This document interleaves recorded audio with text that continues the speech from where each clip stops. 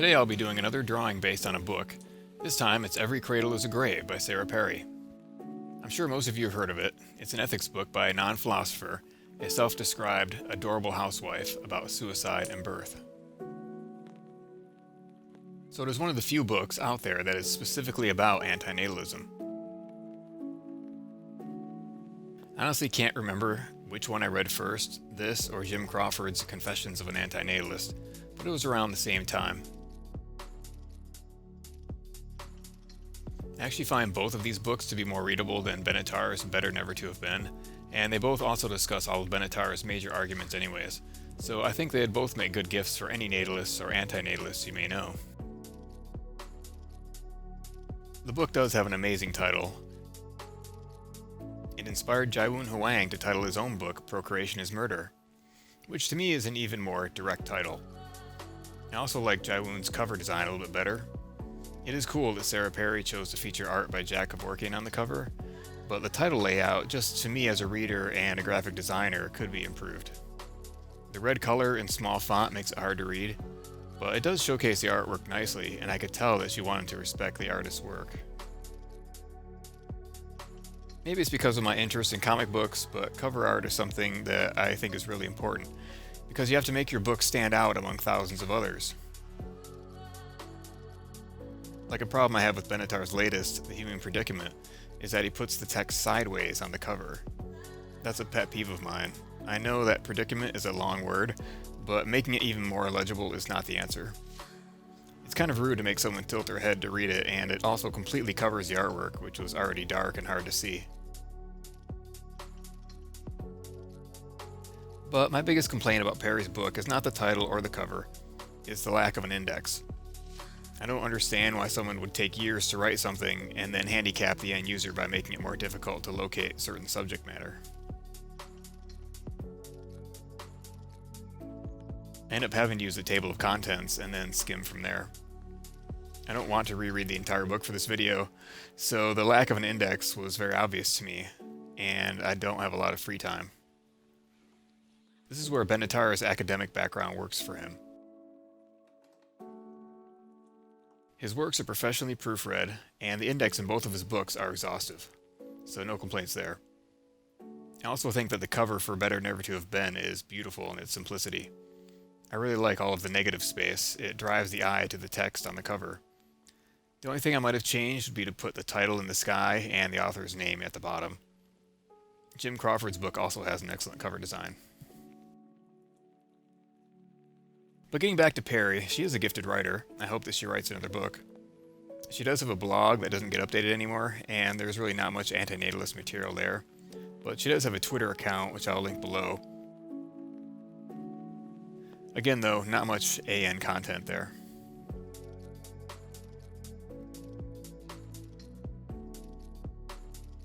Perry is a depressive and seems to have written this book out of concern that there is no medical way for her to commit suicide. I know many in the antinatalist community are concerned about this as well. Obviously, medical suicide would have been a great benefit to the late Jaiwoon Hwang, who suffered needlessly.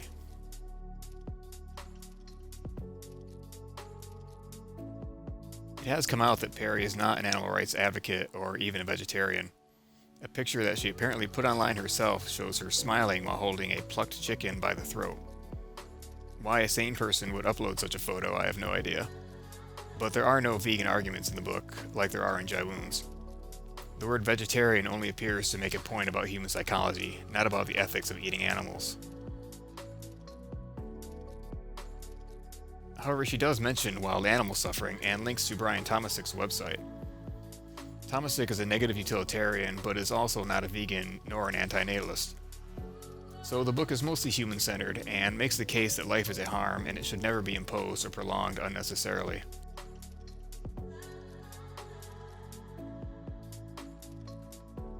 A large portion of the book is on the topic of suicide, the reasons why people do it, and rebuttals of common arguments against legalizing it.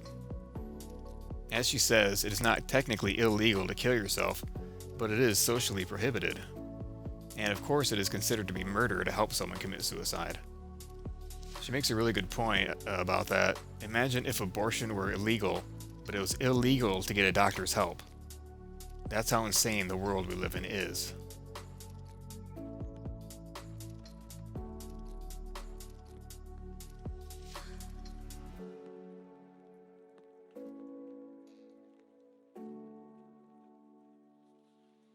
I don't think that I have to try to convince any of you that suicide is ethical.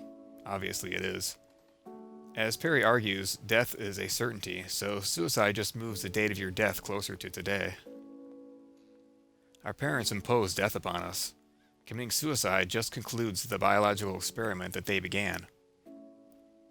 She talks about the causes of suicide, the main one being ostracized from a group.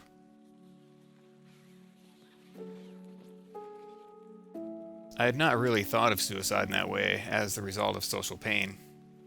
She describes it as being dead but still alive in a way because of our genetic social instincts. So the person who commits suicide is just completing a death that was already in progress. Social death.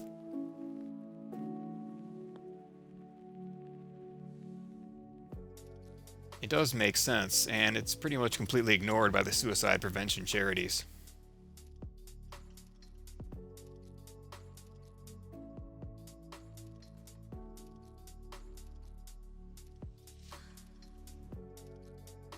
The people who commit suicide after going on shooting sprees are not very well adjusted socially. They're always described as what? As loners. Committing a heinous crime is their way of getting back and back into the social group that rejected or ignored them. Because they will be dead, but they'll also be talked about on the news and get a Wikipedia article written about them.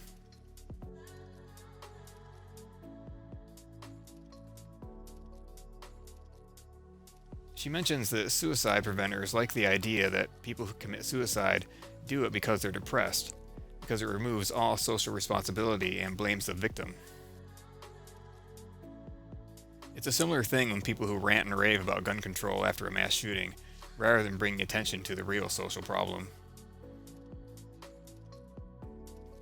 They would rather blame a machine than the culture that the person grew up in. And of course, the parents of kids who go on violent rampages never face any criminal charges for the actions of their little monsters. Perry also takes on reasons why suicide prevention is even a thing. For example, when someone kills themselves, they almost always have friends, family, and coworkers who will be emotionally, financially, and even physically harmed by the act. But Perry compares it to having a friend or relative who moves across the country. You may not see that person for the rest of your life, so how is that any different from them checking out permanently? It's just because death has such finality. We like the idea that we can reconnect with someone if we wanted to. We like to daydream about possibilities. I do really like that she says that the one person whose suicide should be unacceptable to our society is that of a parent.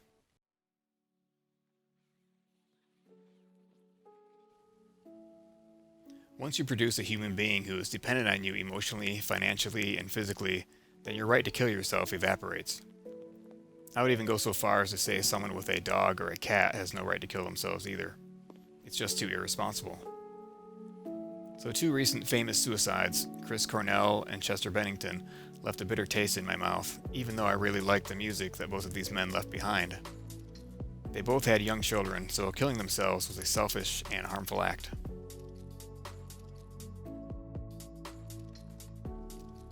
The other half of Perry's book deals, of course, with antinatalism. One criticism I have heard of the book is that it's too bi-subject, as it discusses two different topics, whereas most books have one subject or many subjects with a common theme. So she could have split it into two books. One critic said that the two subjects deal with two different kinds of ethics, which makes it jarring, because the right to die deals with someone's subjective pain, and the right to never have been deals with someone objectively causing or preventing harm to someone else. But both deal with life itself. That's really the main subject of the book. Life sucks. It's wrong to impose it, it's wrong to prevent someone from ending it. So even though the book switches focus halfway, I feel like you get more for your money that way, and the two parts do complement each other.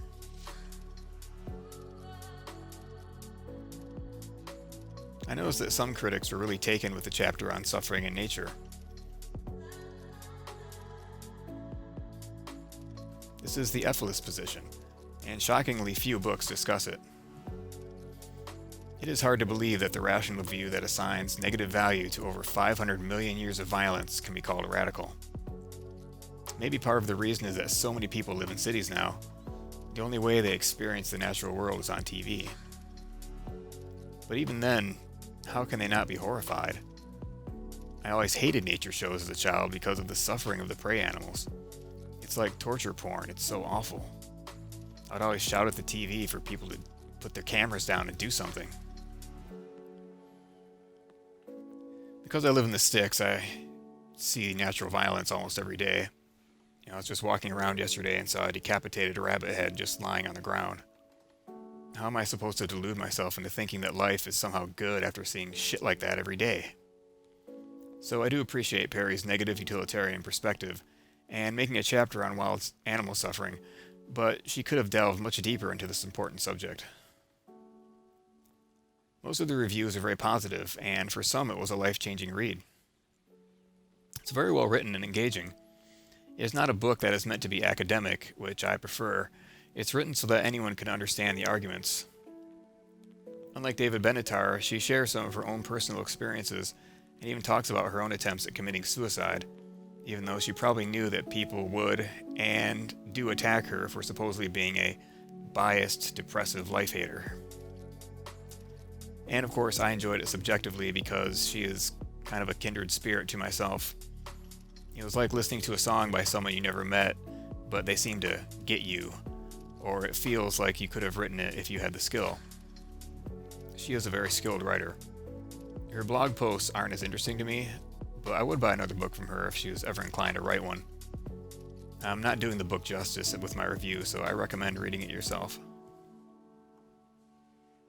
She mentions that marriage and long-distance running have helped reduce her personal suffering, and I agree. Marriage has been a suffering reducer for me, as has weight training. It's just unfortunate that I have to involve another human being in my misery, but being miserable together somehow helps. I just don't understand why someone who is so woke would eat meat. Carnism contradicts Antinatalism. She mentioned recently in an article that she has given up carbs, so you know what that means. Some kind of keto or carnivore diet nonsense.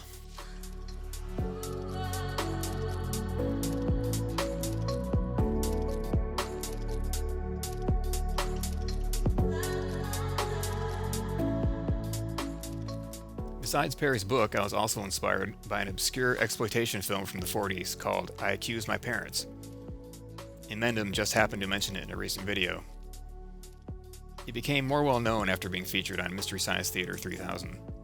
That's the version I would recommend watching because it's one of their best episodes in my opinion. It's available on YouTube, so I'll put a link below.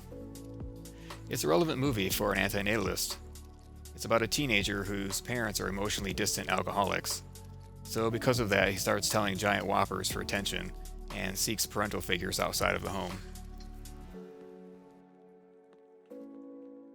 One that he latches onto happens to be a criminal exploiter, and so he goes on a downward spiral into a life of crime. When he eventually goes on trial for manslaughter, he accuses his parents of neglect as the reason why he became a social deviant. And as Emendham said in his video, it was valid to do so. Parents should be held accountable for the crimes and negative consequences that come from their reproduction hobby. The judge in the movie actually agrees with the teenager and scolds the parents and all parents by looking straight into the camera at the end. I wish more movies shared this message. Creating life entails a huge responsibility. But the people I know who have the most kids are always the ones who are the least responsible and who take it the least seriously.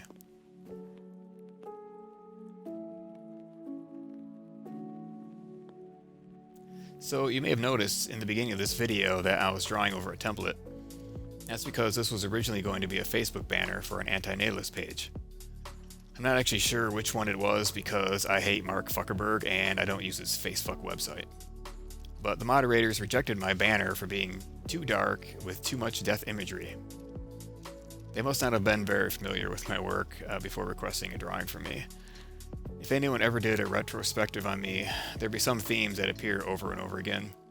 And those would be skulls, roses, and Christian symbolism. And often 2 or 3 of them together. I don't even do it consciously. This image still might find a use in a future issue of the Antinatalism magazine. But in the meantime, there will be a link to the full color and black and white versions of it below, so feel free to use it on your own Facebook or Twitter page if you'd like to. Also print out the black and white version and use it for coloring. By the way, would any of you be interested in an antinatalism coloring book? It's something I've been thinking about.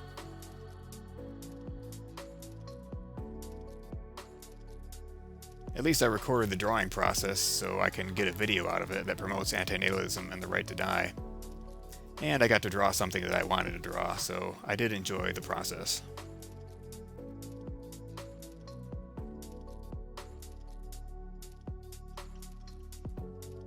So this will be the last drawing that I do for a little while. I probably won't be able to do much editing either. I noticed a few months ago that my dominant hand had been going numb, especially when I would wake up in the morning.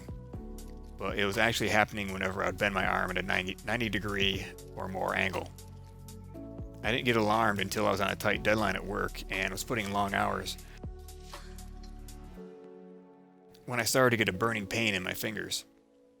I stupidly worked through it and tried to use a left-handed mouse to finish the project. After that, I took 2 weeks off to heal, which was when I did the drawing that you're seeing here. I really should have not been drawing either, but the time off ended up doing nothing for me. The pain remained the same as it is today. I had never experienced hand pain that wouldn't go away, so I finally saw a hand specialist. I thought that it might be tendonitis, so I started wearing a compression glove and doing hand strength exercises, but it turned out to be cubital tunnel syndrome, which is when the ulnar nerve is pinched at the elbow. So because of that, the muscles in my hand have been wasting away, and that's why I'm getting pain. If you don't figure it out soon enough, it can lead to permanent disfigurement.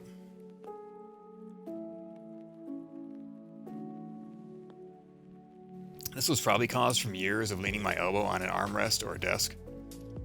I've also been commuting to a job since I was 16 years old, and I've always rested my right elbow on the center console while driving. So if you spend a lot of time driving or working at a computer, look out for that. Making art is my life. It's how I define myself, so it's been a very stressful and disheartening wake-up call. It's causing me to reevaluate my life and my long-term goals. Like, I think about what I would do if I had my mother's disease and my hands were shaking uncontrollably all the time. I would certainly have less reasons to give a damn about being alive. I have to wear this brace that will keep my elbow straight for 3 months, and I'll go from there. So I need to do less drawing, typing, mousing, all of that fun stuff. I'm a computer addict too, so that's going to be hard. But I have to take this really seriously, so I will be on the DL for a while. Editing this video with my left hand sucked.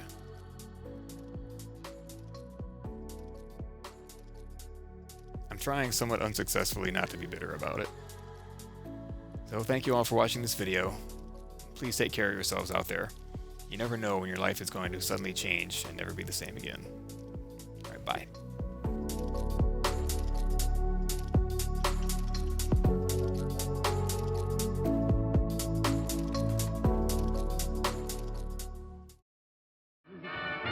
Are you grateful you're alive? Is your day full, 9 to 5, living in the rhythm that I'm speaking?